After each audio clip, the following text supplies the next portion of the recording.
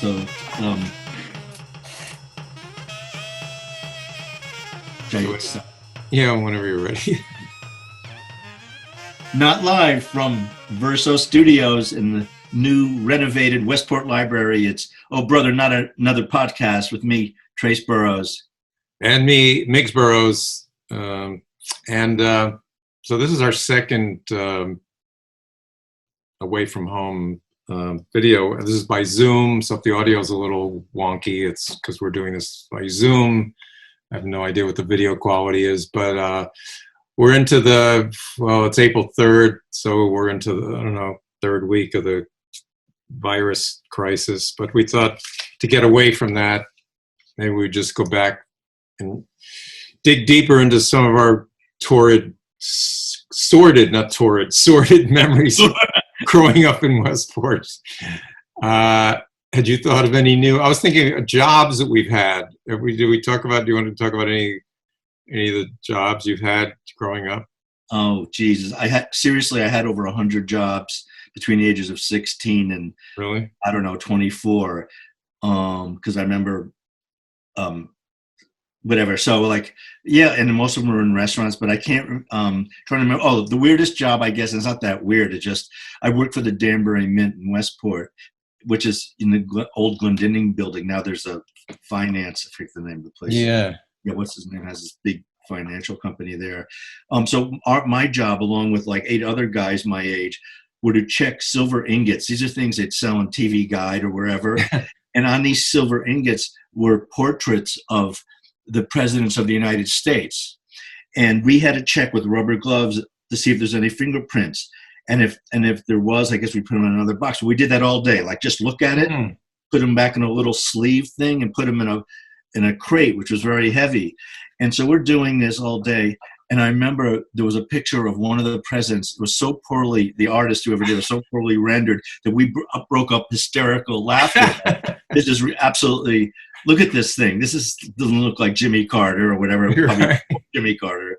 Look at this thing. So we're laughing. We go back to doing what we're doing. We got called up to the office, and the woman there said, we take our things very seriously. She had no sense of humor about she didn't like us laughing at the art. And so, I was scolded. I think another guy was scolded as well. And that was basically it. All my other jobs I had a lot of restaurant jobs where I washed dishes. I had a couple of jobs in the kitchen where I was the dessert guy or something.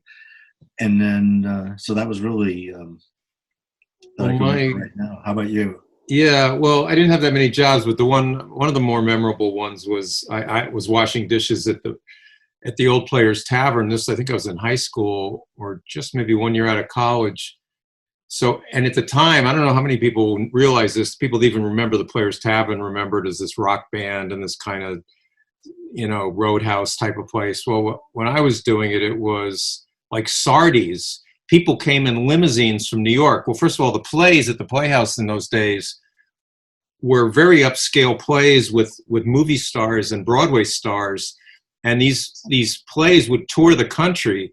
So you'd have people like Shelley Winters and Elliot Gould and all these, mostly famous people from movies and whatnot. And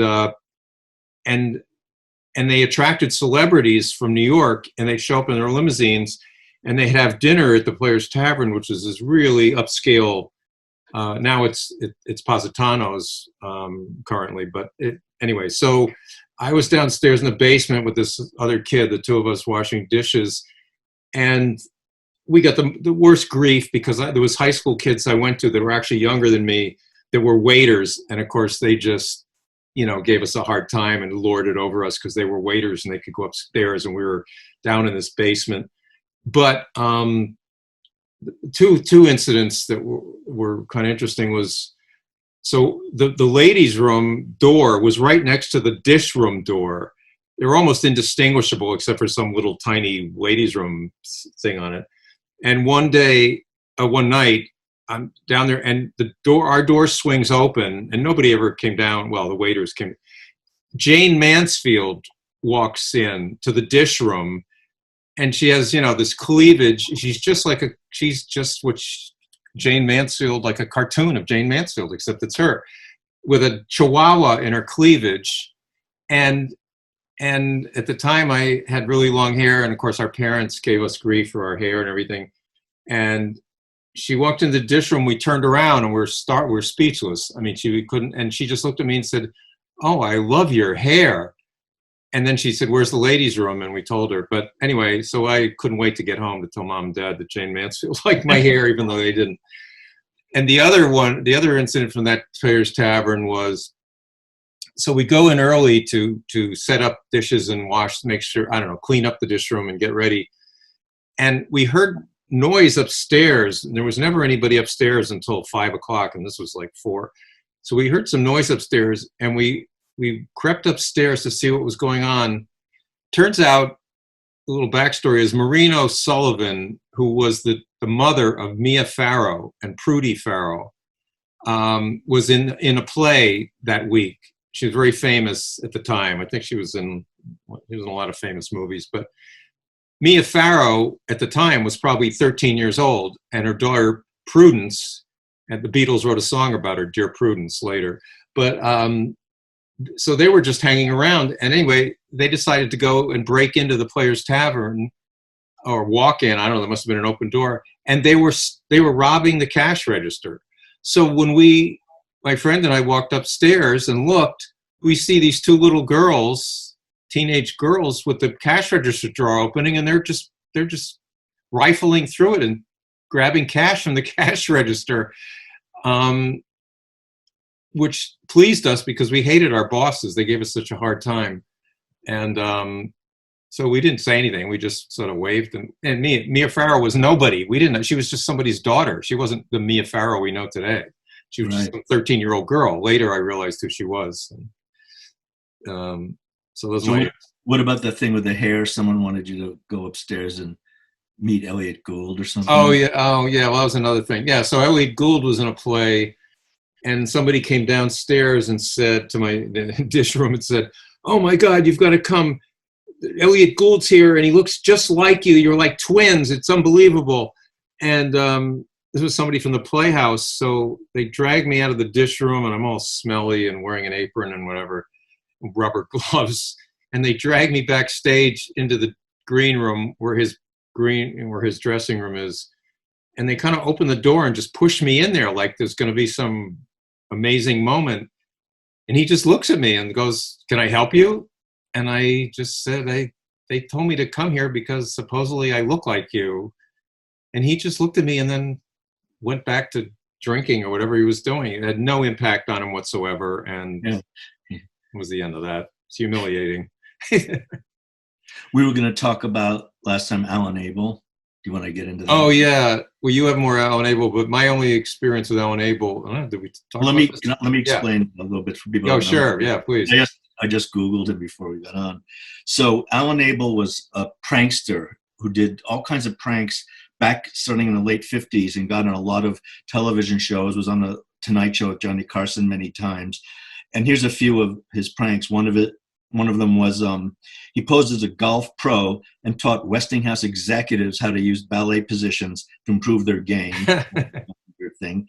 He started the Society for Indecency to Naked Animals. And mission was to clothe naked animals throughout the world. And Buck Henry, the famous comic, was on Saturday Night Live and lots of movies, appeared on television and like as part of his hoax. That's right. Yeah, and everyone believed it. It wasn't like a wink, wink. They thought this was a real deal. It was a real thing. Yeah. He did the Watergate scandal. Abel hired an actor to pose as Deep Throat. Did a press conference for 150 reporters. Some guy offered he's getting book offers right there. One time, Abel in 1979 faked his own death with a heart attack near a Sundance ski lodge, had a fake funeral director collect his belongings, and a woman posing as his widow notified the New York Times. Crazy stuff. And he's the only, at the time, was the only living person to have an obituary in the New York Times. And they were so humiliated that he got away with that. Oh, yeah. So there's lots more. I'm not going to go through all of them. I'll just go say one more. Omar's School for Beggars was a fictional school for professional panhandlers. Oh, and another one he got a lot of attention for. Idi Amin at the time was this tyrannical dictator in Haiti, I think, unless it was in some African country. Anyway, he staged Idi Amin's wedding at the Plaza Hotel. He got an Idi Amin lookalike, and the press was all over it. And I think the New York Times was duped again, and the front page headlines was Idi Amin gets married at Plaza Hotel. Yeah. So what did you do for him? Well, I was a drummer, and he was a drummer, so he connected with me in that way. And he had some drumming pedal mechanism he wanted me to try out that he invented. It wasn't very practical. But I said, gee, if you have any stunts you're doing, I'll help you out with them, because I had done stunts. I had done Guinness Book Record things. So one of his stunts was picketing some insurance company in Westchester. I forget what we were picketing about. And the next stunt, he says, I want you to go on the Phil Donahue show. Now, at that time, there were terrorists in the like early 80s. Yeah. They were usually hijacked airplanes and this kind of thing, and took people as prisoners. So he wanted me to dress up as a terrorist, I forget from which country, and storm in there with a couple of other terrorists, and great. I don't know, kidnap someone or make a stance or proclamation. And I said, I'm not doing that. Yeah. I'll get killed, before I leave the studio, people will, kill me. So I refused it. That was the only other stunt he asked me to do. He enlisted me for one, and I never got a picture of it, or if I did, I lost it. But he was going to give a talk at Hyde Park in London and claimed that he had an alien, the head of an alien. And I don't know why he picked me to do this. I mean, I guess he just wanted it on the cheap, and I didn't charge him because it was so much fun. But he wanted me to make an alien head, a papier-mâché alien head, the kind of typical weird little Gumby head that aliens were thought to have. And I labored over this thing, and, it was decent, but it looked like a fifth grade project, a papier-mâché project. And he gave this talk and held up his head sort of like you would, if you chopped off somebody's head and held it up. And claimed in Hyde Park, and maybe from a distance it went over, but he sent me a newspaper clipping of them covering that. So that was kind of a fun thing to know that, I'd helped a little bit. Speaking of terrorism, this is totally off you were probably maybe too young to remember, because I was only 10 years old. This is in the mid 50s. Westport actually has the distinction, I think, of having the very first terrorist in the world to blow up a plane. And it was a Westport, friends of our parents. I remember that.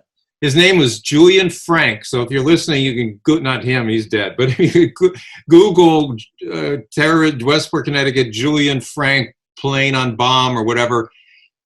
He made a bomb. He was a friend of our parents. I mean, they used to come to our house apparently.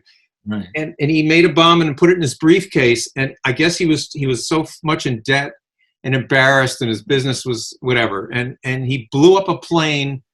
He committed suicide by blowing up a TWA plane, and 110 people died, including himself. So it was an act of terrorism, and Westport naturally, has to be first in everything. It's another feather we can put in our cap. As a little kid, I was so terrified by that story. It just was so, just creepy. It just creeped me completely. I remember to kill all those people just to get rid of your own troubles. Anyway, it was startling, and I remember exactly where I was. I was in the library, the old library, which was where Starbucks is now, and upstairs studying or reading or something, and somebody came running into the room, going, "Oh my God," because he had a daughter in my class, I think. Anyway, and the big thing of so-and-so died in a plane crash, and then it came out later. You want to talk about when you were, I guess you're in your 20s, when you went to London and you got arrested and all that? Yeah, well, it's such a long story, but the short one was that Dad had a friend that, he played poker with or something. Actually, no, what was the guy's name that did the Yellow Submarine? Al Brodax. Oh, yeah, Brodax. Yeah. Al Brodax. So I don't know if he was working on Yellow Submarine at the time, but anyway, he had connections with the Beatles, and I wanted to go to London to just experience that scene and the rock and roll scene. And I don't know how it came about, but Al Brodux got me one ticket to the command performance of of Help, the movie Help, at the London Palladium, at the Piccadilly Circus. I think it was the movie theater in Piccadilly Circus. So this was a command performance hosted by the Queen of England and the princess and prince and whoever they were at the time, Prince Charles, and he wasn't married at the time, but and Princess Margaret, who was his sister, and the Beatles. So they were in the reception line. They would have been at this movie. I had this ticket. It cost me maybe $50 at the time. This is 1965, so it was probably several $100s in today's money. Anyway, the 2 weeks before the event, and I won't get into the gory details, but I got arrested. I was trespassing on a house that happened to be owned by the Queen, so I was trespassing on Crown property. I got arrested with a bunch of other derelicts who were sleeping in that house. We got sent to a prison 50 miles outside of London. We got our heads shaved, prison uniform. It was a real prison. It wasn't like a holding cell. Anyway, and spent, I think it was a month there, and I had no idea when I was getting out. And it turns out I got out the day after the day after the event. So I missed the event, but I had an amazing experience in prison. I mean, amazing in terms of, and it also in a way saved my life because I was hurt. They had very rough physical PT, what do they call it? Physical, not therapy, but calisthenics that they forced you to do. And I fell on my tailbone at one of these and chipped my tailbone, which turned into a cyst, which turned into a horribly painful thing. And that got me out of the draft after going out of Viet Nam. So I can tell my draft story. Yeah. So like I did, for people out there who, because I've told this story to some people, thought like that was horrible. You should have been a patriot, but it was a fraudulent war. McNamara, who was the Secretary of Defense, on his deathbed said it was all fake. We should never have gone. It was a real war, but it was based on fake. The Bay of Tonkin event or whatever, So it was based on a false event. So anyhow, just to preface that for those who think we're not, very good patriots. So Dave Wannett, who's your age, and a friend of Timmy's sisters, comes. He tells us his story. He says, I said, how'd you get out of the draft? He says, I bought all these old clothes at Goodwill. I put charcoal on my face. I made myself look really messy. Didn't take a shower for a couple of days. And then I went in there acting like I was a homeless person. And I just muttered a lot. And I used it as an example. So I did the exact same thing, except I stayed up all night. And I had a couple of my friends like tried to keep me up, And so I go in there and I think, I went there, had to go back twice. But once, I think I refused to take the shower. They took showers there. I don't know why. So maybe, my memory is false. But then when I was going there and take a shower or whatever. So I got out that time. And they just thought I was like handicapped mentally or something. And they gave me a 1 year's deference and I went back again. And this time, back in those days, you couldn't be gay and get into the armed forces and being gay, the stigma of gayness back then. So I did a similar thing, but didn't stay up all night. That was too much trouble for me. And a friend of me from high school saw me there, and I said, "Don't be quiet. Don't say hello to me."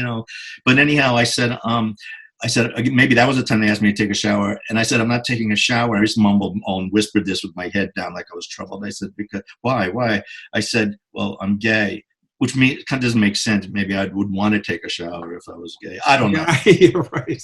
But so they put me in since the first time I got a little stack of letters. I went to psychiatrists and psychologists. They have to write you a letter, even if you only see them once. And in the Army or anywhere, they don't look to see how many times you went. They just see like you went there 5 times. You went to different doctors. So I'd go to different doctors for a day, and then some of them saw my scam that I was just like trying to get a letter. But legally, I think they had to write me a letter. So anyhow, this little stack of letters. They kind of didn't even bother looking at it. They asked me the same question: why didn't you want to take a shower or get examined or whatever it was? And I just mumbled, "I'm gay," and I finally got a 4F. Well, I just thought the weird irony of this. I tried before I even knew my injury would get me out. I applied as a conscientious objector, and that went through a period of like 6 months. 6 months with the Quakers helping me, and I think this is someone I know. Do you want to like hold and like edit this? But do you have to get this? Yeah, I don't know. Is this thing? It's like, yeah, it's okay. Yeah. Okay.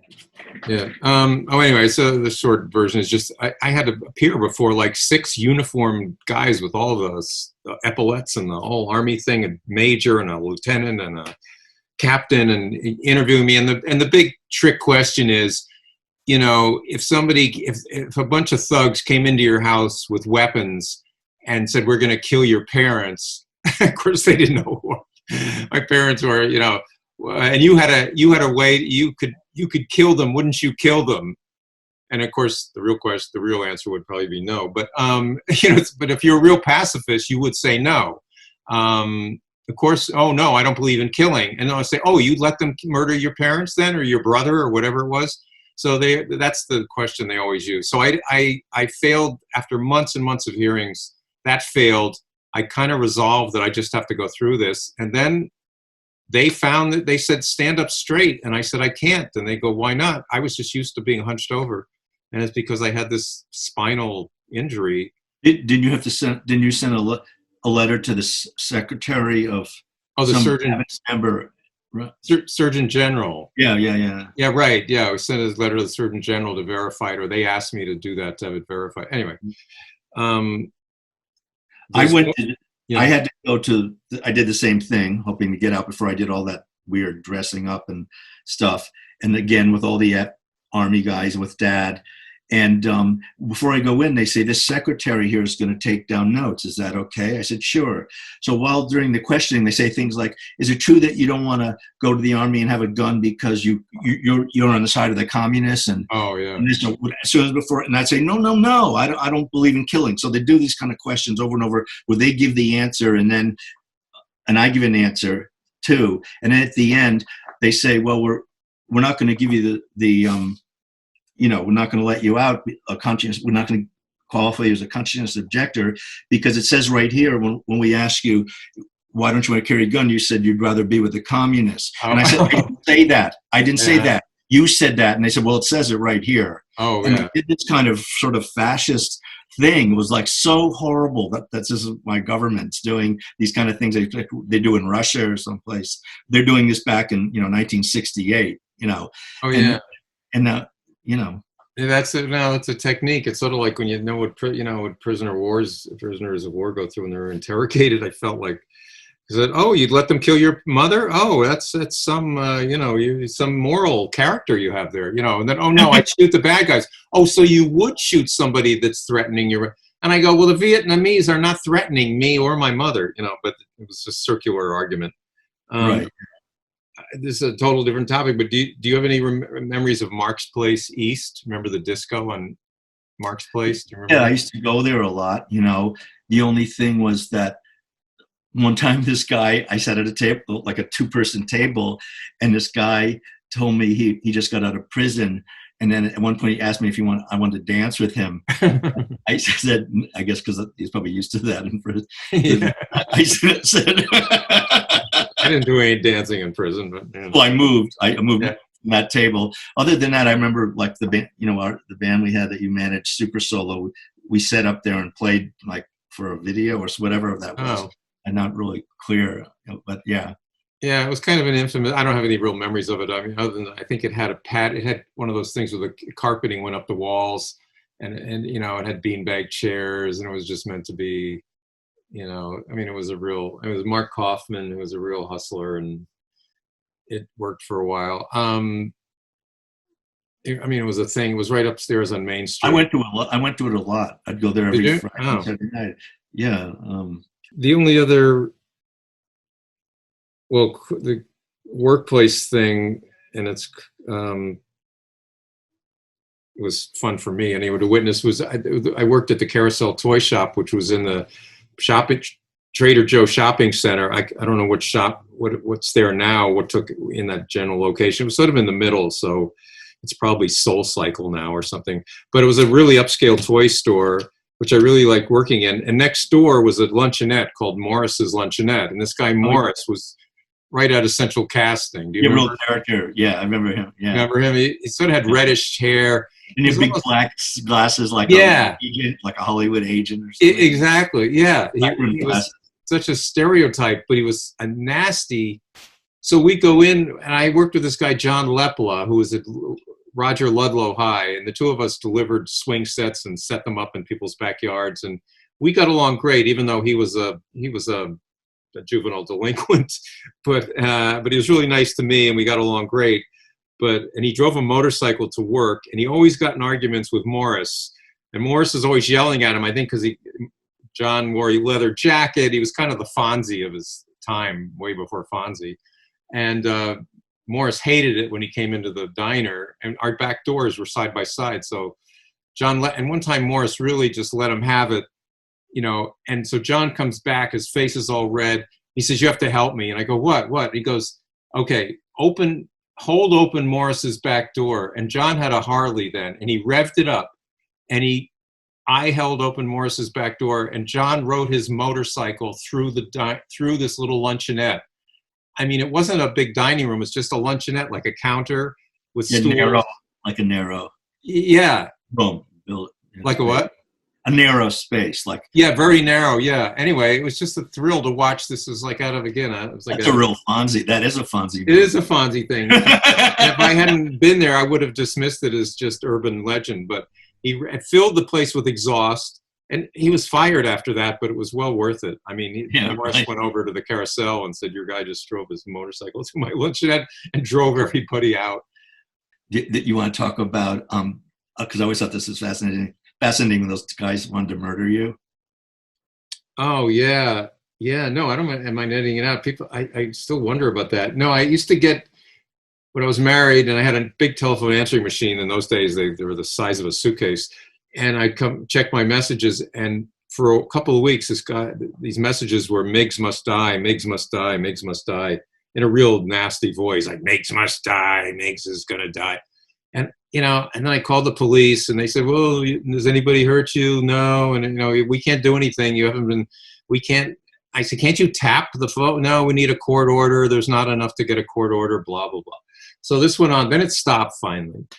And I don't know how many months went by, maybe a couple of years, and I get a phone call from some kid who says, "I have to meet you. It's urgent." And I go, "Well, who are you? What's this all about?" And he said, "I can't tell you. I have to meet you in person. I can't tell you over the phone because you won't meet me then." And I said, "She's." So anyway, the cruise. So I arranged to meet him in a public space, like noon at Dunkin' Donuts on the Post Road in Norwalk. I don't know why there, and this young kid comes over to my car. I said what car I'd be in. He's telling me what car he'd be in. I see him coming over to my window. He's really young, probably 16 or 17. And he says he's in AA, and one of his, whatever the steps you have to take, was to make amends. And I said, "Well, I don't even know you. What amends?" And he goes, "Well, my friend and I were planning to kill you, and I left messages on your answering machine that we're going to kill you." And I went, "Oh my God." And there was such good closure, the fact that, and then I asked the question I never thought I'd hear myself ask, was, "Why didn't you kill me?" I mean, what not hoping that he would, but how did it end? Why did it not end with my death? I mean, Thankfully it did. And he said, we were always getting high and drinking. And we saw your picture in the paper. We were looking for somebody to kill. We just wanted a thrill kill. We wanted to know what it felt like to kill somebody. And we saw your picture. It was very arbitrary. And we said, "Okay," and we found out where you lived. We actually found out your address. But every time we went to do it, we were too drunk, and we couldn't even get to we were fall down drunk. We couldn't even get to our car to do it. And then I got into AA, and he said I wanted to make amends for that. And I got his name and his address and his phone number just in case. And that was probably 20 years ago, and nothing ever happened since. Yeah. But it's weird knowing that somewhere out there somebody was, and you think about the murders that happen for no reason. And Yeah, I've heard of those kind of things. Some crazy, I went in there for no reason, slit someone's throat because they're nuts, Yeah, yeah, and right. I mean, there's deliberate murders, domestic violence, that type of thing. But out there somewhere right now is somebody planning to kill somebody for no good reason other than the thrill of it or whatever.